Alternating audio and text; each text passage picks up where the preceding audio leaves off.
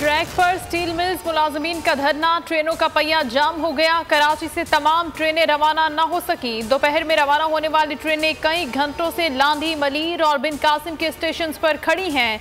अंदरूनी मुल्क से कराची जाने वाली ट्रेनें भी जगह जगह रोक दी गईं। इंतजामिया खामोश तमाशाई बन गई, मुसाफिर रुल गए। रेलवे इंतजामिया की मुसाफिरों को रकम वापस करने की पेशकश।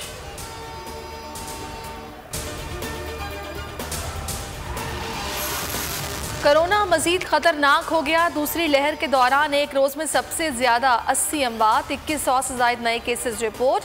सक्खर में सिविल अस्पताल के 4 डॉक्टर्स वबा का शिकार। इस्लामाबाद के रेस्टोरेंट्स में खाने पर पाबंदी, सिर्फ टेक अवे की इजाजत होगी। नोटिफिकेशन जारी। पेशावर के 5 इलाकों में आज से लॉकडाउन लगा दिया गया। पीडीएम का करप्ट टोला जलसों के जरिए कोरोना फैला रहा है। इनका असल मकसद नोट को इज्जत दो है। मुल्क गत्ते के गोदाम में आग लगी। फिरदौस आशिक अवान की न्यूज कॉन्फ्रेंस। यास्मीन राशिद कहती हैं ऑपोजिशन ने जलसों के नाम पर अवाम की जिंदगियां खतरे में डाल रखी हैं।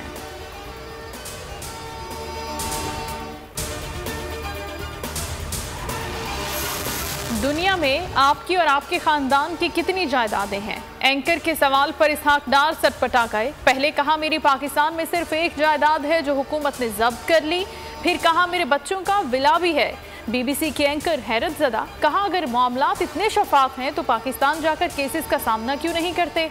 इसहाक डार ने पहले बीमारी का बताया, फिर इंसानी हुकूक से मुतालिक सवालात उठा दिए।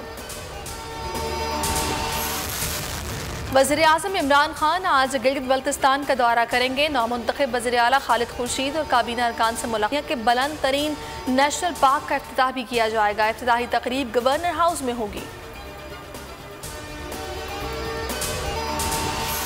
सर्द मौसम में शुतुरमुर्ग और ऊंट के गोश्त से बने खानों की धूम। दूर दूर से मजेदार खानों के शौकीन सरगोदा का रुख करने लगे। किसी को कोयलों की आग पर भुना गोश्त पसंद है तो कोई कड़ाही से लुत्फानंदोज होने पहुंचा।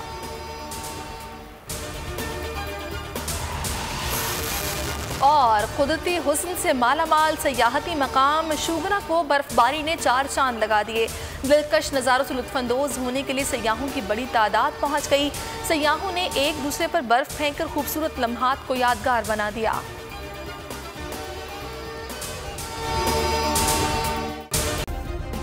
सब्सक्राइब करें और बेल दबाएं ताकि कोई खबर रह न जाए।